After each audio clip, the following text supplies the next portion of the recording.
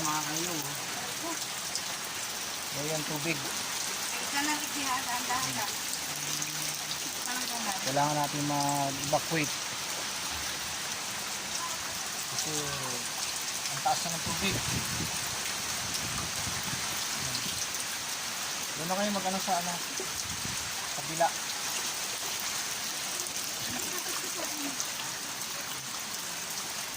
Tuloy-tuloy. Ang oras na yun ay alas 10.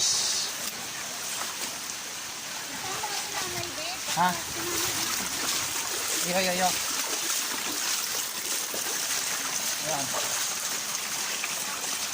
Grabe.